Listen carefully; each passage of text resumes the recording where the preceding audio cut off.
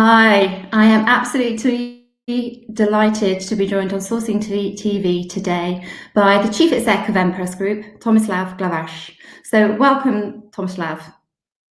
Thank you. Tomislav, I'm incredibly excited by Mplus Group. I see you as being a really dynamic challenger to the service provider industry. I wonder if you could just give us a brief overview of the organisation, but the journey that you've been on to date. Yeah, thanks for asking. Yeah, I think it will be a proper intro. To give you a brief snapshot of let's say a success story behind of how Mplus Group was built up from a small company of approximately 100 employees and a few million euros in sales just 4 years ago up to almost 8,000 employees right now in the organization.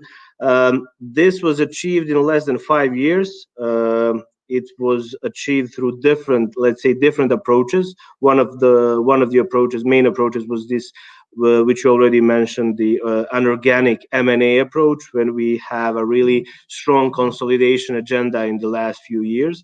But on the other side, we also had a substantial organic growth in our current portfolio, but also acquiring several new accounts. Currently, Mplus business model is based in Southeast Europe, covering 5 different countries, having 13 delivery sites, and covering 27 languages in almost 57, 58 different countries right now, which is a radically smaller geographical footprint compared to some international competitors that have similar language capabilities but have really substantially larger geographical presence. All above is mentioned is accomplished through, as I said, focused organic growth, but also with the 14 different acquisitions which we conducted in last 4 years, consolidating this quite the fragmented market in the Central and Southeastern Europe, and creating really, from my perspective, but also from perspective of the market competitors and clients, a really healthy platform for high quality technology driven nearshore. Okay, I mean, that is absolutely phenomenal growth. Is that sort of growth beyond your wildest dreams when you first set out? What were you hoping to achieve? Well, if I say so, it won't be 100% true. When we were starting this journey 4 or 5 years ago, we were expecting to become really a leading player in this Adria region, trying to capture as much as possible volumes from, especially from the Western European countries who are not so keen to offshore destinations and low quality services from the BPOs, but rather they are trying to capture and to have relationship with the onshore providers in their own countries. We were hoping that we will grow at least probably 2,000 employees in this time span of 5 years. The situation was quite different. The global trend of shifting from offshore locations to quality nearshore was something that affected our growth as well. But also we were targeting, let's say, higher value products and services, and also targeting most demanding and most complex tasks within a BPO ecosystem, which allows us to not just to increase revenue in general, acquiring new clients and entering new geographies, but also increasing wallet share of existing by adding new services, new technologies, because in the end Mplus is consisted from 3 different verticals, 3 different pillars. One of the main one is of course call center or contact center part, which is the core business, but we are also developing our internal IT products. So we are having really strong IT division with more than 100 IT experts, but also having a different 3rd pillar, which is related to HR. So we are trying to comprise everything which is related to the BPO and act as a really as a end-to-end service provider to end customers. Right. Okay. So you must have seen that there's clearly a hole in the market and decided to position Mplus differently. Could you explain your approach? Well, yeah, of course. When we were strategically thinking how to position Mplus within so many different providers in the Europe and especially globally, we try to position ourselves as a premium provider for certain markets. The highest focus for our sales and organic growth was the German-speaking area and the English-speaking area within the EU boundary. So those countries were, let's say, countries with the greatest focus of our future growth. Looking at our service and product portfolio, it's quite clear that we are aiming to cover complete end-to-end BPO CRM value chain, and we are trying to act as a tailor-made one-stop shop. We are not trying to act as some other large players in the market who are able to act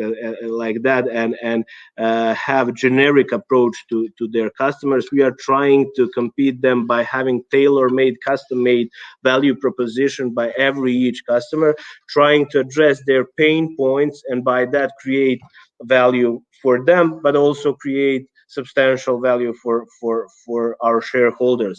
When you look at our service portfolio, you can see that we have, for example, we are having an internal consulting team who is dedicated in discovery and addressing, as I said, pain points from the client side, and then after that we are trying always to penetrate in their organization by substituting certain processes and parts of organization which can be substituted with either with our technology or our resources in outsourcing ecosystem. For example, we are having also not just the classical contact center services, but also having our own omni-channel solution, which is upgraded with certain RPA products, data analytics products, some smart tools from data analytics such as volume prediction, attrition prediction. All those products and services makes us quite different than a traditional BPO, and in the end increases, as I said, complexity and sophistication of our products, which makes us more credible and in the end results with the higher tenure and the higher stickiness of our current accounts. Okay, so I love your challenger story. I think it's really motivational. So I really like to drill down into how you've really managed to achieve so much. So how what have been first of all, what have been the biggest challenges and the biggest obstacles you've faced in this journey? Well, first of all, it was always hard, and still it's hard to present to compete with Western European competitors just because of perception. It's hard to get the same starting position compared to some BPO from Germany or UK. We are always labeled as some BPO from Balkan region or from Southeast Europe. So this was the one in the first challenge. Until we didn't get the first international contract, it was quite hard for us to expand our services and grow rapidly as we did. So we really invested a lot in positioning ourselves as a credible player who can really deliver seamless quality to blue chip global clients. After we accomplished this milestone in probably somewhere in 2016, the whole world opened to us. Looking at and why did we have such a great success story? First of all, we strongly believe here in Mplus that in order to be good on a global scale, you need to be leader in your local market. So on each market we are currently present as an operation where we have current delivery centers, we are leading BPO provider. That allows us to have really vast potential pool of candidates. We are having really skilled team members who are able to tackle with most complex tasks and compete with the global providers from West Europe or US. This is the first thing. The other thing is what makes us so capable is that we are really having a great M&A team who was able to deliver so many acquisitions in such a short period of time, while having also good, really great integration team who was able to extract value from every each acquisition and synergizing different know-hows and different technologies and creating unique unified platform which allows us to grow even more. In the end, what makes us different and why we were able to capture substantial traffic in this BPO ecosystem here is we were really trying to pay much more attention to our existing but also new customers and trying to understand their needs, trying to address their requirements in a best possible way, which is quite different when you are large player with 200 or 300,000 employees and you are not able to invest so much time in just one account. We were able because we have really specialized team in every single section, in every single sector, which in the end allows us to be more flexible and more agile. For example, we had a situation a few weeks ago when one of the German companies were seeking for a partner here in the region to establish a new call center project with more than 100 agents, German fluent speaking agents in less than 10 days. And they were in discussion with several BPO providers in the region, but in the end, the Mplus was the only one who was able to deliver it in such a short period of time, because we already have that know-how in-house and we were able to operationally done it in a such short time frame. So in the end, yes, this is just a beginning. We started this project 2 weeks ago, and we are currently building this team up to few dozen more agents, I hope, in the near future. So many different things made us different compared to other competitors in this let's say ecosystem. But I think this focus on really complex services, credibility in delivering those, and making each single approach with the client and communication with the client really tailor-made and custom-made made us really a leader in this region. And I hope that we will be a leader in all the other regions which are currently in our pipeline of expansion. Right, okay. So I'm guessing that culture has been incredibly important. So, going on an acquisition trail is risky, especially, whether you can actually embed the organizations that you've acquired and the leaders of those organizations and bring them on the journey with you, but then also to attract the best talent. And obviously you need the best talent to be delivering these complex services. So how would you describe the culture of the organization, and how do you maintain it and spread it, so to speak? Yeah, well, I think that in the end we are nurturing really this growth mindset, and I think this growth mindset is something that is a matter of attitude. And here in Mplus we are really nurturing this entrepreneurial spirit and always trying to encourage our employees to move boundaries as much as possible. And in the end, this creates a really great ecosystem where you're able to attract those best talents in the field, resulting hopefully in this never-ending cycle. Every new employee is making an impact inside. We are really trying to encourage our employees to think out of the box, try to be flexible, and try to be agile in terms of how to approach the client, how to address their issues. But on the other side, when it comes to operational service delivery, there is no room for any kind of compromises. Service must be best in class, and this is sort of our trademark. But we are trying to encourage best from best from every each employee, combining that with the continuous investment in technology, combining best of those two worlds makes us really attractive in terms of acquiring new employees, attracting new employees, but also growing company together with our colleagues. In the end, I've started in Mplus 4.5 years ago as a head of controlling.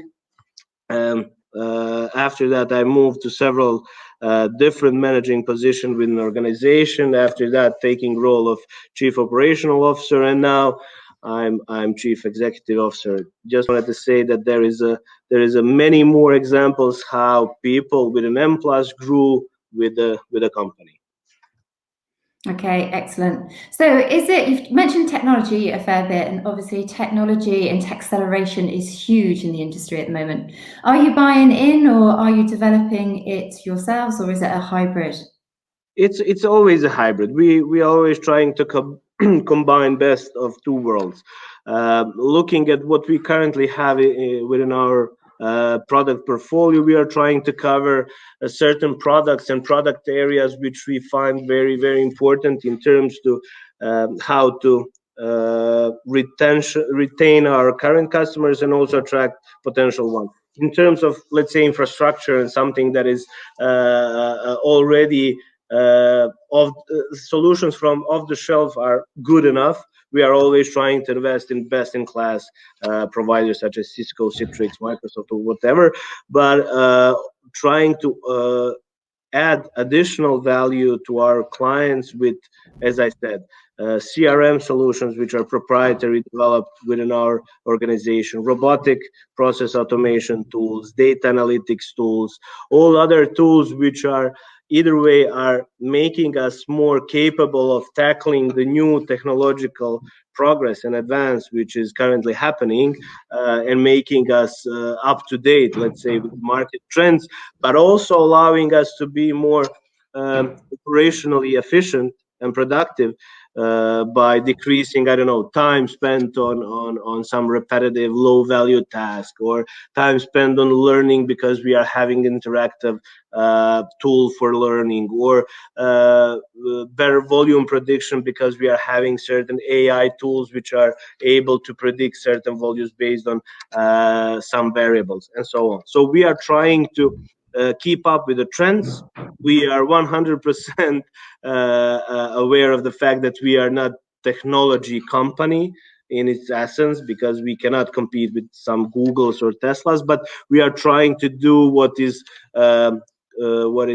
complementary to our services, and then it makes our service mix and products mix more attractive and more holistic in a way of client demand. Yeah. So obviously there's so many issues affecting our industry at the moment, and let's just table some of them. Open talent, the gig economy, and how that's going to massively impact the service provider model. What's your approach to open talent or gig? Well, I think that's some global trend, which is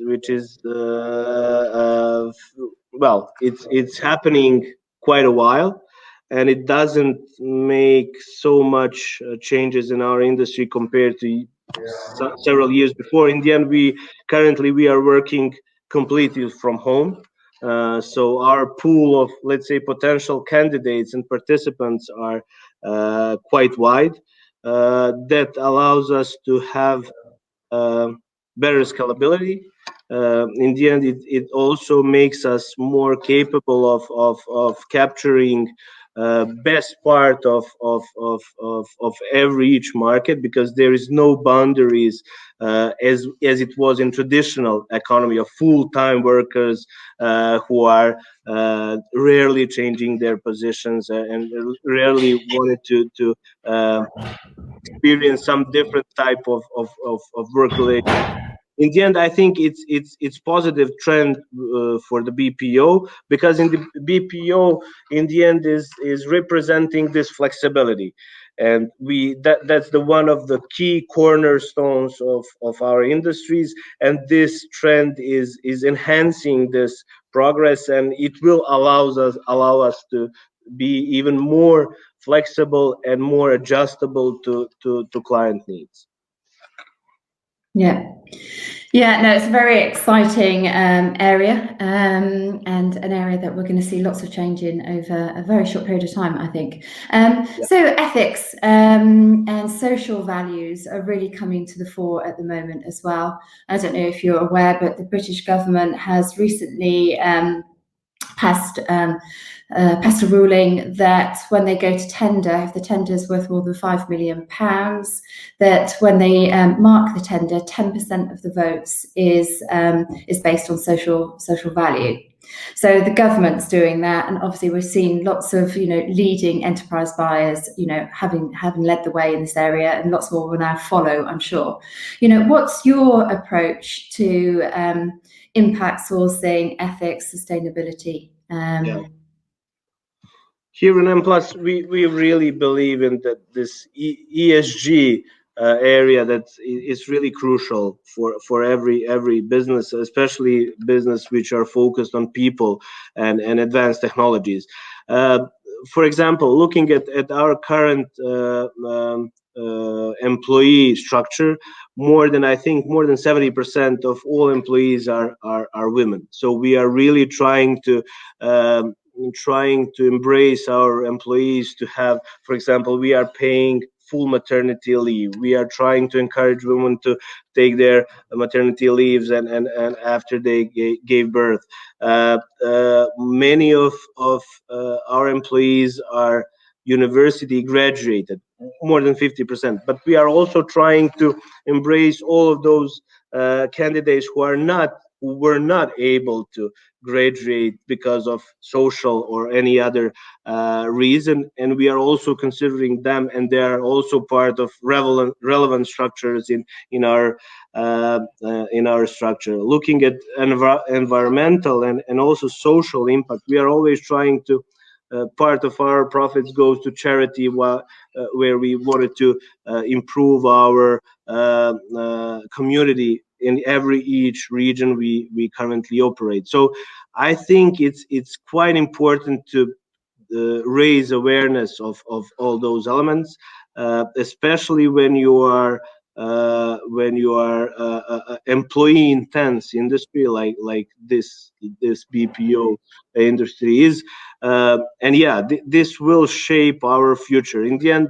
Looking at our structure of let's say resources, we are not from energy perspective, we don't have significant environmental impact, but looking at the social part and the impact on the community, I think it's very important to place much more focus, and we here in Mplus really we are trying to invest as much as possible, and we were recognized several times before based on that. For example, unfortunately a few months ago major earthquake hit Zagreb area, capital of Croatia. It was quite hard, and several of our employees, their houses and flats were destroyed. Our company subsidized their construction and also helped many other inhabitants of those regions in order to keep some level of dignity for those people. Well, I sincerely hope nobody was injured in those earthquakes, in the earthquake. So I have two last questions for you. We've covered a lot of ground. So one question, and it's a big one, is what's the future of the industry look like for you, and what is Mplus Group's role within it? Yeah, well, this is the hardest question of all. I think the industry will shape and will shift towards more technological and more sophisticated digitalization. Although in the end, I firmly believe that the human will remain the center of the industry. as a conceptual creator of technology from one side, but also as a final consumer from the other side. Technology will replace certain repetitive task and low value task, and some let's say position will disappear during this digital transition, but the most complex things and this human touch will always remain something that is differentiator and making an impact for end clients. Mplus is constantly investing in technology. We are constantly investing in new technologies, developing, as I said, several new products, which makes us capable of tackling with the most competitive competitors in this field. But in the end, also investing a lot of time in education and trying to shift our employees from those simple and rather substitutable tasks to some more complex, which in the near and the far future will remain in the domain of human interaction. Right, and what's your aspiration for Mplus? Well, our aspiration is to become a really leading player in high quality nearshoring in Europe. So this is the really our strategy, and looking at our track record from few years ago, I think it's more than possible to accomplish that in the next 4 to 5 years. Our geographies are full of great talents, with really skillful employees, with great knowledge of foreign languages, but also with rather competitive pricing. So this all makes us very, very attractive. I think in next few years we will be able to discuss maybe once again, but discussing about Mplus as one of the leaders in BPO industry in Europe. Yeah, I have no doubt. I have no doubt. So my very last question for you is, your story has been such a positive story and successful story. It's obviously not been without a lot of taking some chances and a lot of hard work. But what one key piece of advice would you give to anybody else looking at setting up or at the moment struggling to grow their business in this industry? Well, it's hard to say what is the most important ingredient, but you need to persist in everything you are doing. So the hard work and great team is, I think, two key elements to every success. I was lucky that I have really great team. In the end, I always say that being manager is quite easy job. You just need to listen to the people that are smarter than you. The only thing you need to identify who is smarter than you. But I really was lucky that I have really great team. That's the one thing, and the hard work which we invested in this company resulted in many failures, but much more successes, which generated this success story right now. Okay, that is awesome. I wish you every success for the future. It's an inspirational story. I find it inspiring, and I'm sure the rest of our viewers will too. So thank you very much, Tomislav, and Thank you good very luck. much. Good luck for the future. Thank you. Thank you. You too.